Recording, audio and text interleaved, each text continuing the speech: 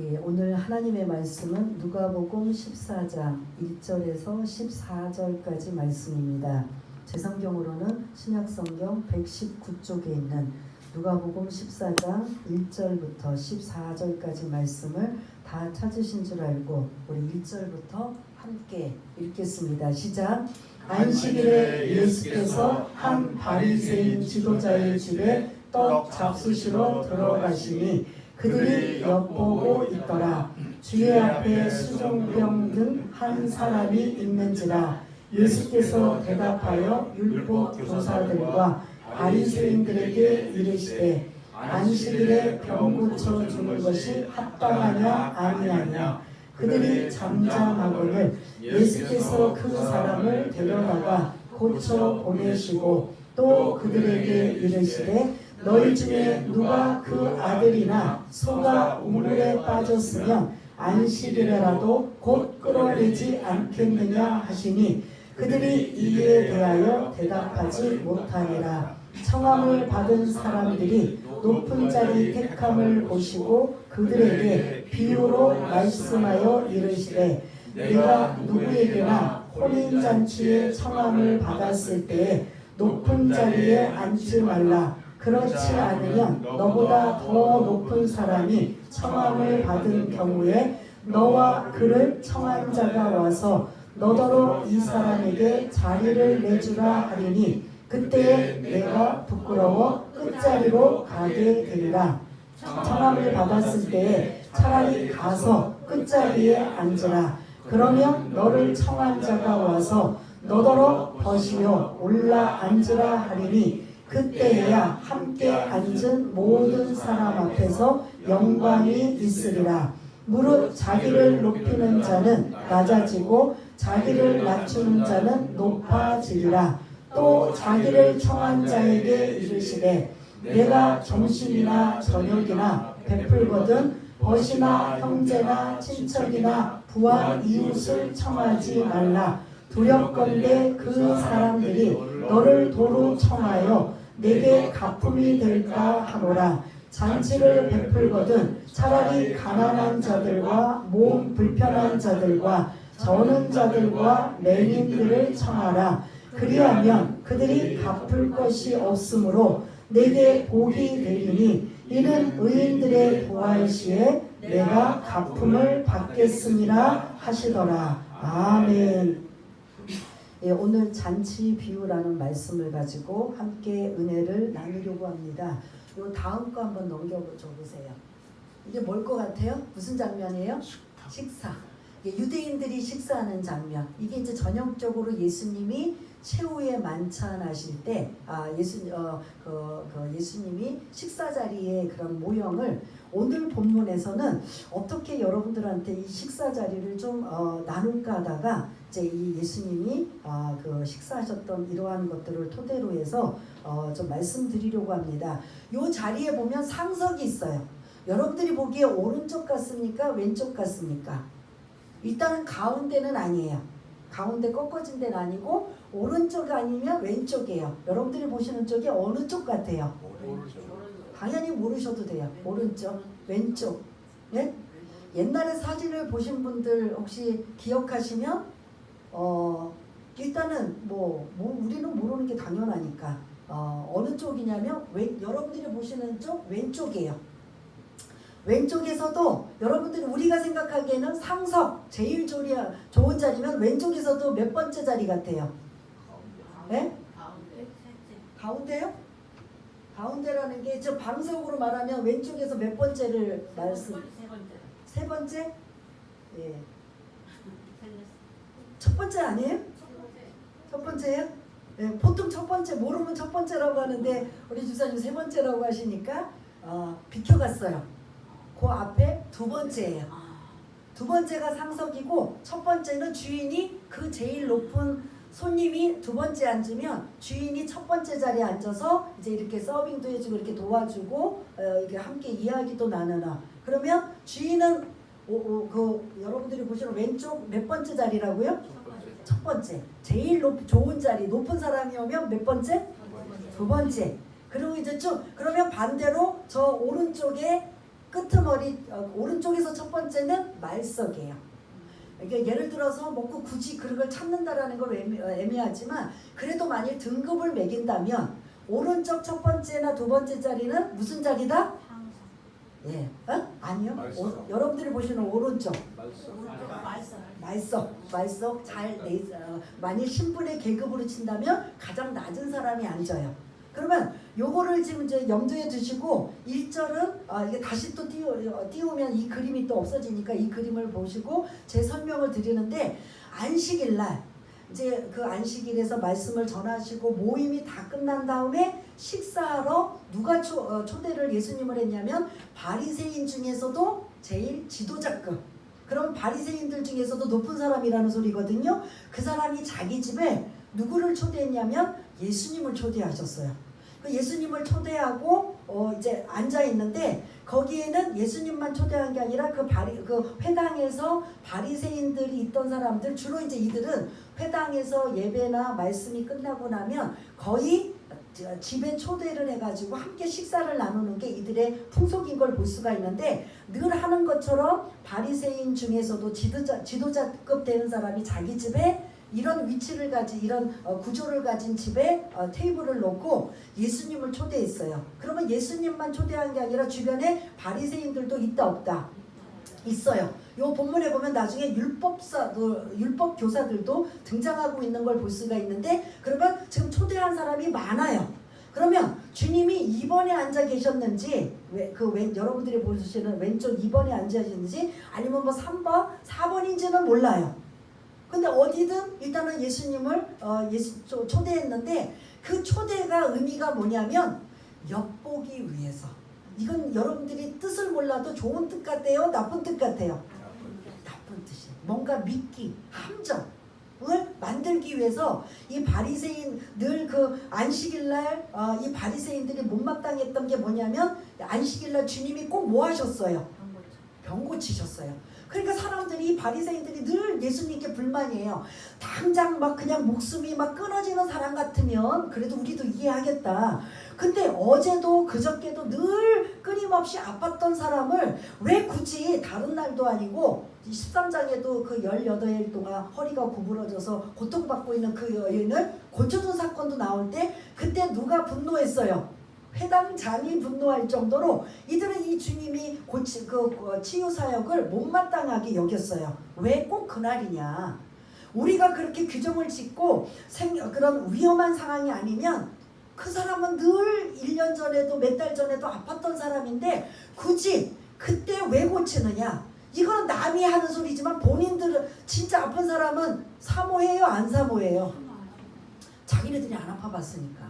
자기네들이 안 당해봤으니까 그런 소리 꼭 하는데 그래서 늘 안식일날 주님이 고쳐주시는 이 상황을 불만을 갖고 있었는데 이번에는 의도를 가지고 주님을 자기 집에 그 바리새인 중에서도 지도자급 되는 좀 이렇게 그 위에 상석이라고 높은 사람이라고 하는 이 사람이 예수님을 의도적으로 지금 초대를 한 거예요. 그 의도적인 게 뭐냐? 이렇게 많은 사람들 아까 그 사진 좀 계속 띄워주라고 했잖아요. 근데 2절에 보니까 어떤 환자가 지금 거기에 참여하고 있어요? 수종병이 뭐죠? 이게 우리 몸에 물을 섭취해야 되잖아요. 먹는 건 안 먹어도 오랫동안 물이라도 먹으면 우리가 견딜 수 있도록 우리 인체에는 물이 있어야 되는데 이 물이 그 몸에 흡수가 돼서 다 영양분으로 흡수가 돼야 되는데 흡수가 안 되고 그냥 물이 차는 거예요. 그러니까 막 이렇게 간이 복수 배가 막 부르든다든지 이게 막 퉁퉁 부어있는 상황이에요. 그러면 모르는 사람도 저 사람은 환자다 아니다 알 수 있어요 없어요? 알 수 있어요. 근데 바리새인들은 그러한 사람들을 부정하다, 부도덕해서 생긴 병이다, 지금은 원인가 뭐 이런 것들을 치료하면서 이렇게 하지만 그때 당시에 정상적이 아니면 부정하다, 죄 때문에 그랬다 이런 사람들이란 말이에요. 그러면 바리새인들이 자기 집에 이 수종병 환자를 초대를 할까요? 안 할까요? 일반적으로. 예? 당연히 안 하죠. 왜냐하면 이들은 부정하다, 정결하다 이게 아주 막 그냥 예민할 정도로 반응을 해요. 그러면 이 수종병 환자는 부정하다고 생각하면 곁에도 안 오게 하고 못 오게 하는데, 공동체도 못 오게 하는데 자기 집에 초대를 했다. 이건 말이 될까요? 안 될까요? 안 되는 걸 지금 하고 있어요. 안 되는 걸. 그런데 이 지금 주님이 2번 자리, 여러분들이 보시기에 왼쪽이 2번 자리든 3번 자리든 어디에 앉으셨는지 모르지만 예를 들어 2번에 앉으셨다고 쳐요. 그러면 거기 맞은편에 수정병 환자를 앉혀놓은 거예요. 그럼 어느 쪽 같아요? 여러분들이 보시기에 어느 쪽 자리? 예? 오른쪽에 몇 번 정도 같아요? 예? 1번이나 2번이나 3번. 그러니까 주님이 이게 이렇게 똑바로 있을 때 그 환자를 바로 볼 수 있도록. 이게 다 누가 한 그런 계략이라고요? 믿기고 함정이라고요? 이 초대한 사람, 바리새인 중에 지도자급. 그러면 이걸 주님이 아실까요? 모르실까요? 아셔요. 아심에도 불구하고 어떻게 한다? 그 수정병 환자가 너무 고통스럽고 지금까지 그 힘들게 살아온 걸 보고 어떻게 하죠? 고쳐주신 거예요. 그러면 이 바리새인 지도자가 계략을 꾸미고 계획했던 것이 딱 맞아떨어져요? 안 맞아떨어져요? 딱 걸려 들어온 거예요. 주님이 그 함정에 미끼에 딱 들어온 거예요. 그 이제 뭔가 이제 꼬투리를 잡아서 이제 문제를 제기하려고 하고 있는데 주님이 먼저 선수를 치셔요. 이제 이 그림은 안 보셔도 돼요. 다시 3절부터 보시면 3절 보시면 주님이 이제 6절까지 계속 말씀하고 계셔요. 그들이 뭐라고 말하기도 전에 주님이 이제 먼저 치고 말씀을 하시는데, 야, 안식일에 병 고쳐주는 것이 합당하냐? 아니야. 이러고 이제 질문을 던져. 너희들 지금 이것 때문에 나 불렀지? 이것 때문에 나 지금 어떤 식으로라도 지금 미끼로 함정으로 좀 빠뜨리려고 한 거지? 이게 사실은 그 소리거든요. 그러니까 지금 그 초대한 사람과 그 무리들이 계속 지금 이제 잠잠하게 지금 있는 거예요. 들킨 거잖아요. 알아챈 거잖아요. 그러면서 주님이 그들이 잠잠하고 있으니까 5절에 다시 말씀하세요. 너희 중에 아들이나 소가 우물에 빠졌다면 구하니 안 구하니? 이걸 지금 오히려 그들에게 질문을 던져요. 그러면 그거는 그들이 대답을 안 해도 당연히 뭐 해야 돼요? 구해야 되는 거예요. 이거는 우물에 빠졌으니까 안 구해주면 어떻게 돼요? 오늘 안식이니까 그냥 넘어가. 그 내일 구해줄게. 아마 이 아들이나 소는 다 뭐가 돼버려요? 죽게 돼버리는 거죠. 너희들은 당장 이렇게 꼴깍꼴깍 넘어가는 아들, 소도 우물에 빠지면 구해주지만 나는 이 수족병 환자가 그러한 모습으로 보인다는 거예요. 너희들은 딱 규정을 져놓고 이거 안식일 어기면 안 되지, 이건 지켜야 돼, 막 이렇게 아주 그냥 잣대를 가지고 그래서 많은 사람들에게 그런 지적을 하고 정죄하고 있는데, 너희들 지금 어떻게 보면 저희가 조금 이렇게 해석을 더 드리자면 너희들이 나를 지금 초대한 의도가 선한 의도, 정말 주님을 초대하고 싶은 이러한 순수한 의도가 아닌 걸 나는 알고 있어. 그렇지만 나는 너희들의 함정에 말려 들어가든 상관없이 내 눈앞에 있는 어떤 환자? 수정병 환자는 나는 고쳐줄 거야. 너희들이 수정병 환자라고 생각해봐. 그동안 늘 퉁퉁 몸이 퉁퉁 버가지고 그냥 자유롭게 생활하지 못하고 고통스럽게 살았던 그 세월을 생각해봐. 그게 우물에 빠진 아들이나 소나 다를 바가 어딨느냐. 나도 똑같이 내 사랑하는 그 하나님의 자녀를 그냥 내가 몰랐으면 몰라도 알고 있는 이상 나는 이걸 그냥 내버려 둘 수가 없어 라고, 이렇게 지금 안식일을 어긴 거에 대한 설명을 쭉 주님이 그들이 뭐라고 이의 제기를 하기 전에 말씀을 하고 계셔요. 6절에 보니까 그들이 항변한다 안 한다, 뭐라고 따져요 안 따져요? 네? 못 따지는 거죠. 사실 그 의도로 주님을 악의적인 의도, 이런 미끼와 함정을 가지고 계략을 엿보려고 했던 이러한 모습인데, 오히려 자기네들이 뭐 했다? 설득을 당하고 할 말이 없게 만드는 이러한 것. 이게 1절부터 6절까지의 말씀이면 7절은 또 시작이 뭐냐면 이제 자리 다툼을 시작해요. 아까 그러한 상 놓는 모양이 어떤 모양이에요? 우리식으로 가나다라로 보면 디귿 모양이에요. 근데 손님이 많으면 이 디귿 모양이 더 길어진다는 소리예요. 짧으면 뭐 상이 이제 한 뭐 서너 개밖에 안 필요하고 디귿이고, 많이 필요하면 더 길게 하면서 디귿자형. 그래서 여러분들이 최후의 만찬 뭐 이렇게 성화 같은 걸 보시면 다 이렇게 디귿자가 아니고 어떤 모양으로 그림이 나와 있어요? 일자형으로 나와 있어요. 그 일자형은 로마식으로 화가가 그림을 그렸기 때문에 자기네 정서로 이게 최후의 만찬이라 보면 다 이렇게 일자형에 주님이 가운데 앉으시고 양쪽에 제자들이 앉아있는 이러한 모습인데, 그거는 원래 유대인들이 앉는 이러한 그 자리 모습이 아니라는 거죠. 원래 앉는 건 아까 그 그림대로 그렇게 디귿자 모양으로 초대를 받아서 식사를 하고 있고, 그리고 반드시 높은 자리 낮은 자리가 있다라는 거예요.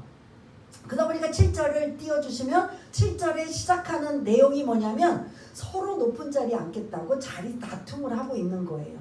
근데 여기도 다툼이라는 말은 아니지만 청함을 받은 사람이, 초대받은 사람들이 높은 자리 택함을 보시고 서로 그 자리를 앉겠다고 지금, 와 네가 왜 여기 앉아? 아까 머릿속에 여러분들이 그 자리를 보시면, 여러분들이 보시는 왼쪽에 몇 번이 제2상석이라고 했어요? 두 번째부터 세 번째, 네 번째, 다섯 번째가 이제 서로 와가지고 내가 저 자리에 앉아야 되는데 하고 서로 이제 옥신각신하며 다투고 있는 걸 지금 주님이 보시고, 대놓고 민망하니까 8절에 혼인잔치, 결혼잔치에 초대받은 사람들이 어떻게 해야 되는지를 지금 11절까지 말씀하고 있어요. 그러니까 7절부터 11절까지는 초대받은 사람들이 해야 할 자세, 12절부터 14절까지는 초대하는 사람, 그 주인이 해야 할 자세가 이 지금 오늘 7절부터 14절까지 언급하고 있는데, 7절부터 11절까지는 누구를 대상으로요? 초대받은 사람, 게스트예요. 그 다음에 12절부터 14절은 누구를 향해? 초대한 사람, 주인의 입장에서 주님이 뭔가를 지적하고 지금 말씀하고 계시는 이러한 두 가지 내용이 7절부터 14절까지 내용인 걸 먼저 말씀드리고, 7절부터 11절까지는 게스트들, 초대한 사람들이 오면은 뭐부터 시작을 하냐면 자리부터 시작한다는 거죠. 그냥 아무데나 앉아서 편안하게 앉는 게 아니라 저렇게 디귿자 모양으로 테이블을 만들어 놓으면 자기를 인정받고 나 이런 사람이네 라고 하면서 어디 쪽으로 다들 모일까요? 왼쪽에 2번부터 해서 몇 번으로 다 그쪽으로, 여러분들 머릿속에 이제 그 그림 그리고 계시죠? 기억하시죠? 다 그 상석 자리로 다 몰려와서 내가 앉겠다, 네가 앉겠다, 지금 이러한 모습이 비춰주고 있는 거예요. 그거를 보고 주님이 영적인 말씀을 하세요. 얘들아, 이제 좀 쉽게는 그렇게 자꾸 다리 싸움에서, 아니면 이제 그 싸우기도 싫으니까, 만약에 11시에 초대를 받았으면 한 10시쯤이나 10시 반에 오면 사람들이 아직 안 오잖아요. 그러면 자기가 아무데나 앉아 있을 수 있어요, 없어요? 그러면 제일 상석에 앉아 있는 거예요. 그러면 나중에 온 사람들이 더 높은 사람이 있으면 우리 같은 시기라도 그 자리를 일어서야 돼요? 안 일어나야 돼요? 예? 일어나서 옆자리에 앉고 여기 높은 자리에 앉으시라고. 그런데 또 그 다음에 온 사람이 또 자기보다 높은 사람이 오네? 그러면 어떻게 돼요? 또 옆으로 가고 또 앉히고, 또 높은 사람 오면, 이러면 이 사람이 어떻게 될까요? 민망해진다라는 거죠. 근데 본인이 안 움직여요. 나 안 움직여. 나 이제는 안 움직여.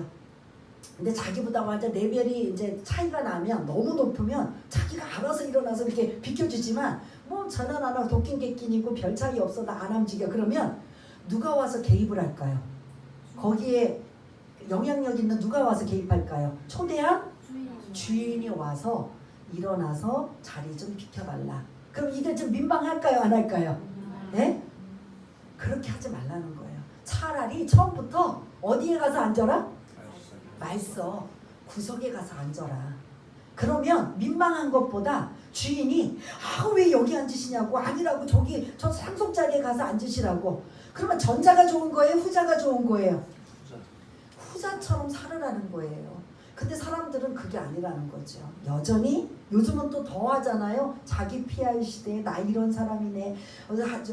이게 드러낼 게 없으면 사돈의 팔춤까지도 막 들춰내면서 나 누구랑 가깝고 누구랑 인척이고 누구랑 아는 사람이고 하고 자랑하고 하면서 나 좀 알아달라고 하는 이런 것들이 지금이나 그때나 아마 다를 바가 없는데 자리 갖고 다툼을 하고 있을 때 주님이 말씀하시기를 처음부터 너희들 설사 너희들이 높은 자리에서 높은 사람이라 할지라도 어디에 앉아라?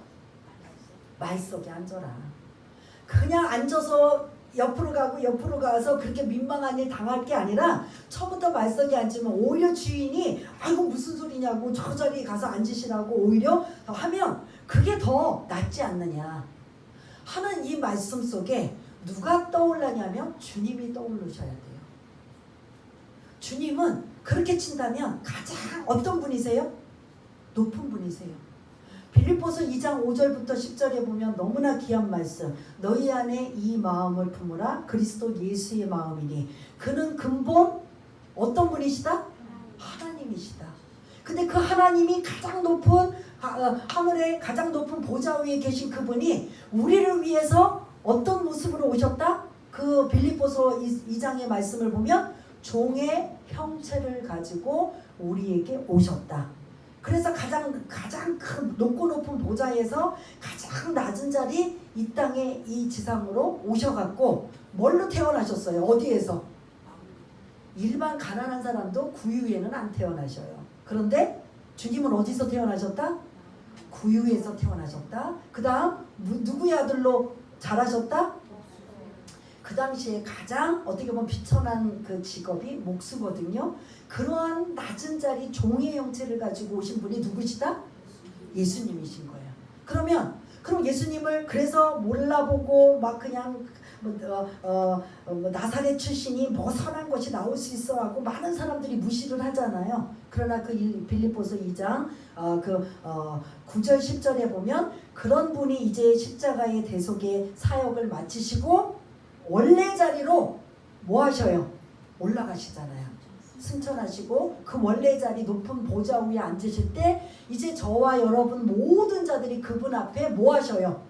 무릎을 꿇고 경배하는 이러한 모습이 주님인 걸 볼 수가 있어. 근데 주님이 하나님이신 본체가 하나님이신 이분이 가장 낮은 자리에 오셔서 그 자리 가지고 그냥 도낀 객낀 뭐 너 잘났다 나 잘났다 그 자리 하나 가지고 다투고 있는 걸 보시고 너무 이거는 은혜가 아니라는 거죠. 그러면서 당신이 어떻게 오셨는지 말씀은 하시진 않지만 당신 스스로 겸손을 그들에게 보여주고 우리에게 보여주고 계신 이러한 말씀이 초대받은 자여 너희들이 할 수 있다면 어디로 가라?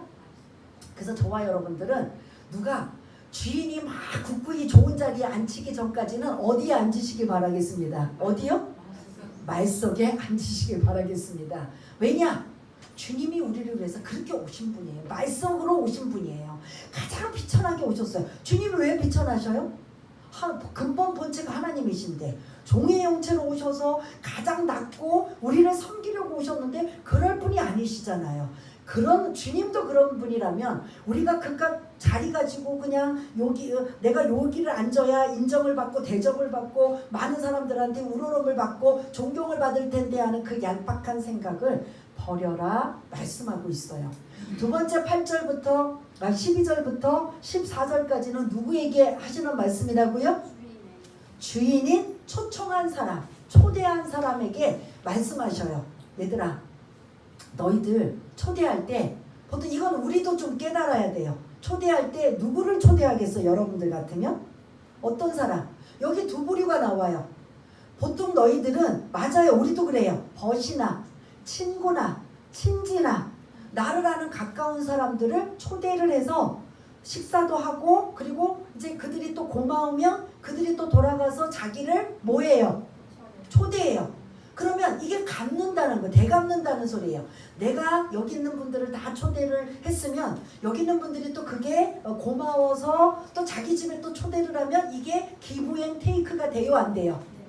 그러면 내가 너를 이렇게 초대하고 대접했으니 너희들도 나를 이렇게 초대하고 대접하라. 이게 보통 일반적으로 손님을 초대하는 모습이에요. 근데 주님은 여기서 뭐라고 하시냐면 그걸 하지 말라는 게 아니라 그것도 하지만 그것도 나쁜 건 아니지만 진짜 하나님이 기뻐하시는 뭐냐면 진짜 초대하고 싶으면 13절 한번 읽어보겠습니다. 대상자들이 누군가 시작. 잔치를 베풀거든 차라리 가난한 자들과 몸 불편한 자들과 저는 자들과 맹인들을 청하라. 아멘. 여러분 같으면 이게 주님이 여러분들에게 이 말씀을 주시면 될까요? 안 될까요? 안 되죠. 아까 그 위에 친지나 친구나 뭐 가까운 사람 조금 더 계산이면 내가 나보다 저 사람이 높고 내가 뭔가 그 사람한테 도움을 받거나 이익이 될 만한 사람을 초대를 해서 언제든지 내가 도움을 받을 일이 생기거나 어려운 일이 생기면 다 계산하에 보통 사람들은 초대하고 초대받고 하는 이러한 일들이 서로 갚고 주거니 받거니 하면 하나님이 거기 개입할 개입할 곳이 있다 없다? 없다라는 소리야. 너희들끼리 다 잘하잖아. 제가 여러분들을 초대했는데 여러분들이 또 고마워서 저를 초대하면 이게 주거니 받거니 하면 주님이 개입해서 뭔가 이게 복 주시거나 은혜를 베푸실 일이 없다라는 소리예요. 근데 반대로 우리가 13절 읽은 것처럼 대상이 어떤 자들이라고요? 가난한 자들, 또 몸이 불편한 자들, 또 맹인 앞을 보지 못하는 자들, 또 저는 자들.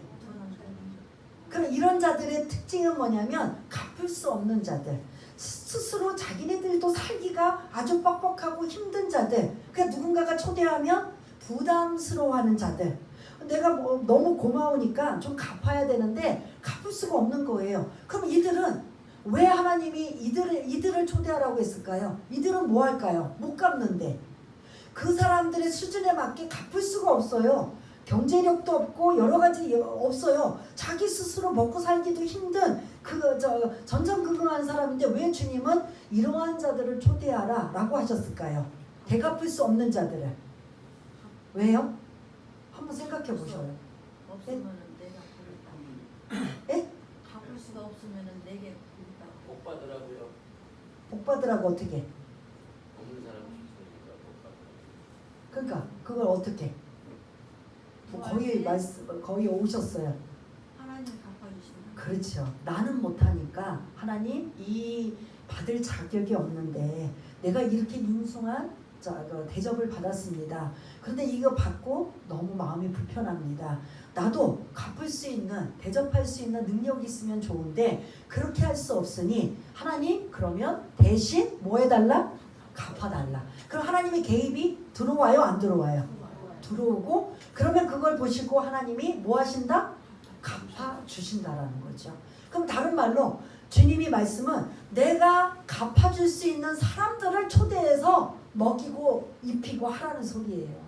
근데 이거는 우리가 성경적으로는 알지만 실제로 여러분들이 막 그냥 제대로 된 잔치를 준비를 했다면 그런 사람 부를까요? 안 부를까요?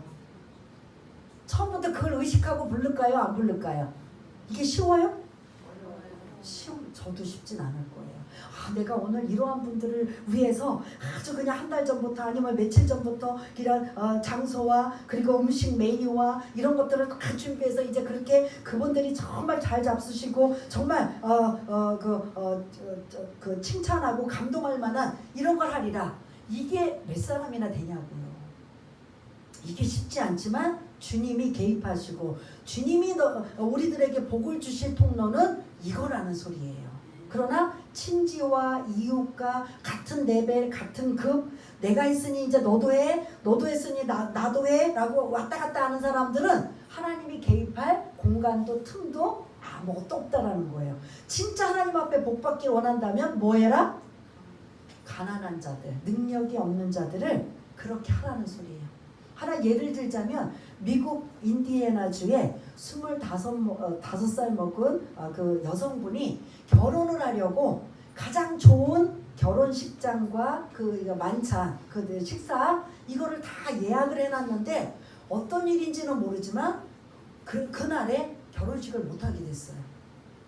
그러면 이거를 환불을 받을 수 없는 상황이 돼버린 거예요. 그러면 자기가 그때를 사용 안 하면 취소가 돼버려요.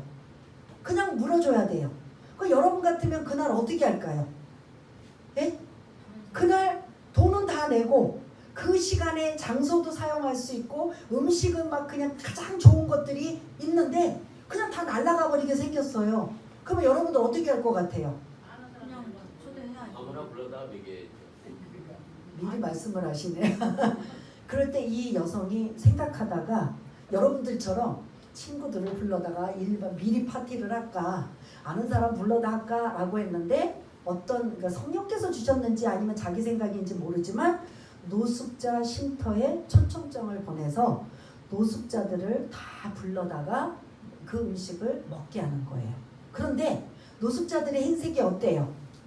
예? 더 깨제제에다가 옷도 막 그냥 남루하니까 어떻게 하냐면 옷 의복을 다 준비하고 그 다음에 교통편도 제공을 해서 그날 그 사람들이 제대로 된 손님처럼 남이 보기에는 제대로 된 손님처럼 와서 그 결혼식 만찬에 다 참여했다라는 거예요. 이거를 그 여성이 오늘 본문의 말씀을 알고 있는지 모르지만 이제는 누가 개입할까요? 예? 누가 개입하실까요? 이제 이 상황은? 그들은 갚을 수가 없어요. 그래 그들이 고마움으로 뭐 할까요? 안 믿는 사람은 그냥 고맙습니다.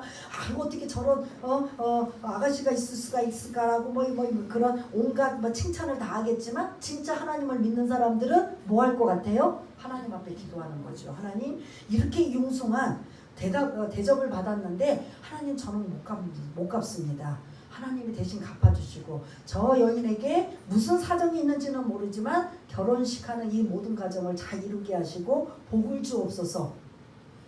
그렇게 하면 하나님의 개입이 들어와요, 안 들어와요?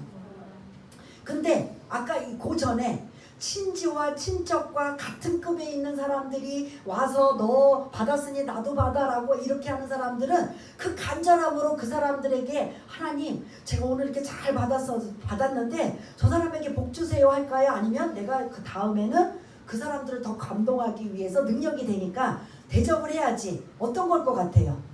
갚을 수 있는 사람은 기도보다는 뭐 할 것 같아요? 대접하면 되죠. 그러면 기도는 별로 안 하는 거죠. 그래서 이왕 너희들이 그럼 어떤 걸 복받기 원하는 거예요? 기브앤테이크처럼 내가 초대했으니까 그 정도의 수준이 되는 사람 다시 그 사람들이 대접받는 걸 그걸 원하십니까? 아니면 이렇게 갚을 길이 없는 사람을 초대를 해서 하나님께 복을 받기 원하십니까? 전자의 후자예요. 아직은 참 잘 알지만 이게 저부터 여러분부터 실천하기가 어렵다라는 거죠. 저도 제 자랑 여러분 들으셔서 또 저 소리 하겠지만 제가 한 30년 전이네요. 애들이 초등학교 다니고 유년부 다니는 때니까 그 유년부 전도사님이 개척을 하신다고 그때는 30년 전이니까 그 용인 수지가 옛날 시골이었었어요. 근데 자기 고향이 용인이었는데 저희는 이제 여기 분당에 살고 있을 때인데 이제 저도 교사를 하고 아이들 유년부고 이제 아이들이 학년 올라갈 때마다 이제 또 같이 교사를 하면서 전도사님하고 이제 이게 좀 가까이 대화도 하고 교제를 나누고 있는데 저한테 얘기를 하시는 거예요. 이제 제가 개척을 합니다. 30년 전에 개척은 굉장히 힘든 상황인데 아무것도 준비가 되어 있지 않아서 저희 집에 부모님 집에서 그때는 어려웠을 때는 개척을 할 때 항상 뭐가 이 강대상으로 언급하는 용어가 나오죠? 뭐가 나오죠? 옛날에 우리 한국교회에서 힘들고 어렸을 때 지금은 그렇게 하면 오지도 않지만 집에서 개척합니다. 뭐 하면 앞에다 뭐 갖다 놓는다고 하죠? 사과개짝이죠. 그분도 그 소리예요.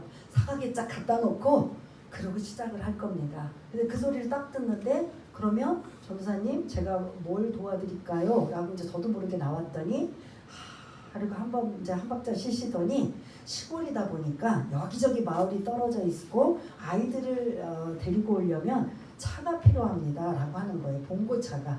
근데 저는 그 봉고차를 사주는 거 더 말할 것도 없지만 뭐 괜찮은 걸 사줄 여력도 없어요. 그러니까 제가 조금씩 생활비에서 조금씩 모아놨던 조금의 여유 자금이 있는데 아무리 생각해봐도 이거 가지고는 터무니도 없어요. 근데 마음은 드려야 되겠다는 생각이 들어서 진짜 그걸 드렸더니 똥차를 사신 거예요. 이제 거의 폐차하기 직전에 있는. 그래도 그분은 고맙다 안 고맙다.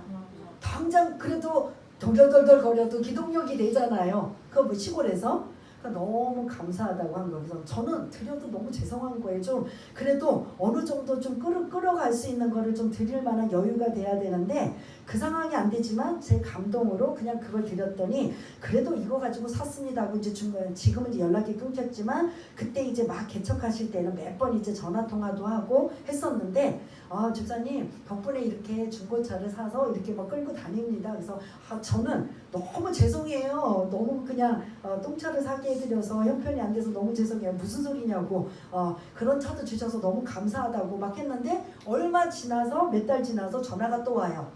집사님 좋은 소식 있어요. 뭐 했더니 혹시 들은 분은 뭔지 기억나시나요? 그 차가 누가 들이받아서 폐차를 한 거예요.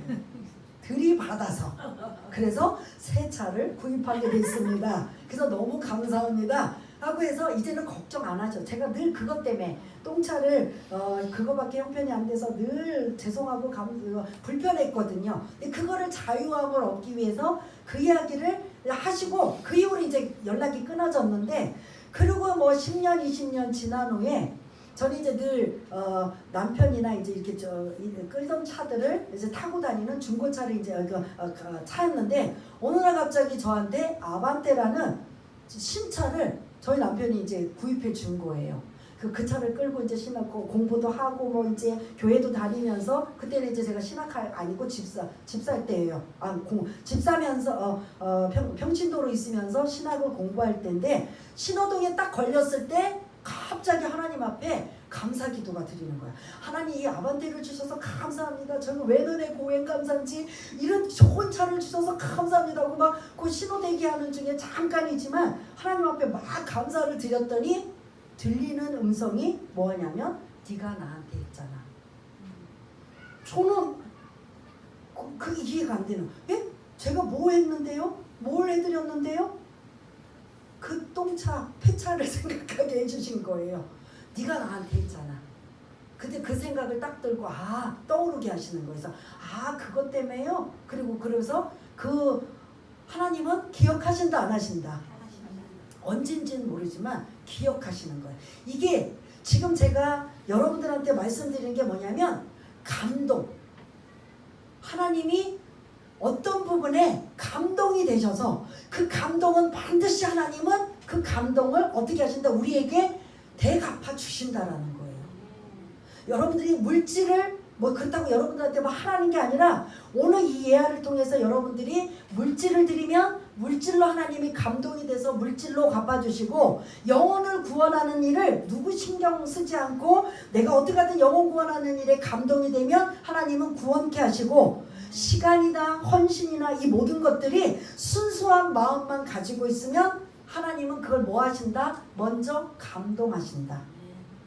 그래서 좀 요즘에 제가 그걸로 좀 약간 계산이 있어요. 저도 하나님 앞에 이 약간 순수한 의도는 아니지만 내가 어떤 식으로라도 복을 받고 어떤 식으로라도 부흥하고 어떤 식으로라도 하나님의 은혜를 입으려면 나는 하나님 앞에 뭐하리라. 지금 제가 강조한 하나님을 뭐하리라?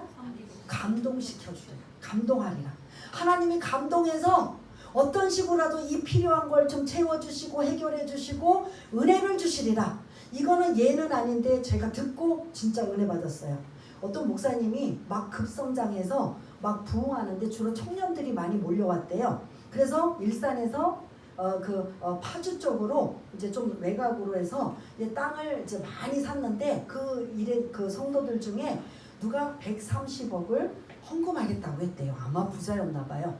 그 나머지는 이제 다 어려운 분들인데 그런데 그분이 약속을 해놓고 해서 땅을 샀대요. 계약금만 낸 상황이래요. 그런데 그분이 어떻게 했을 것 같아요? 예? 예?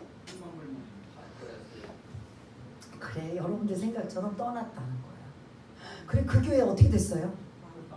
사실은 그런 것도 의지하고 하나님 앞에 기도하면서 했는데 이제 그 땅에 들어갈 수 없는 상황이 돼버린 막막한데 하루인가 이틀인가 그 목사님이 기도하시면서 뭘 생각했냐면 통장에 지금 우리 건축허브로 모은 돈이 얼마가 있는가 그걸 알아보게 했더니 4억이 조금 넘게 있더래요.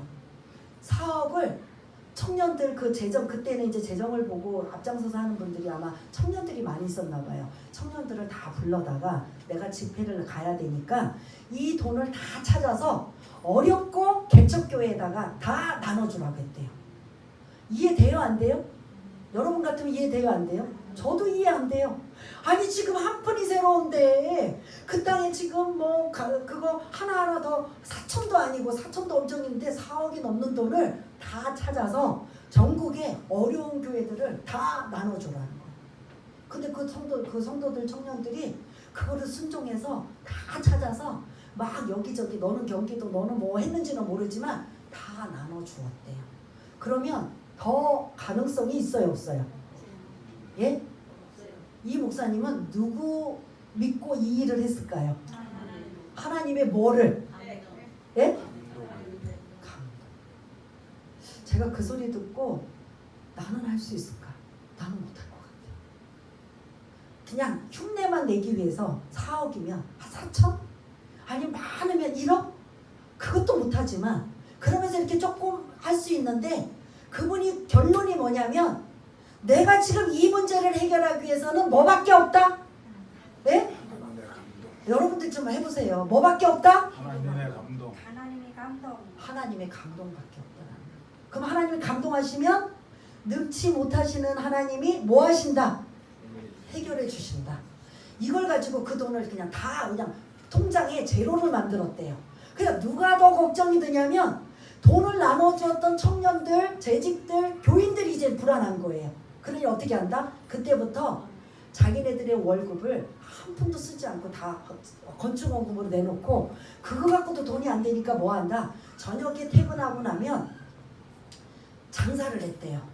막 포장마차도 하고 뭐 만들어서 팔기도 하고 해서 그 돈을 그 형편이 안 되는 분들이 십시일반 단합을 해서 그 뭐 중도금도 내게 되고 잔금도 내게 되면서 실제로는 엄청난 큰 교회를 세운 그 일화가 그런 이야기가예요.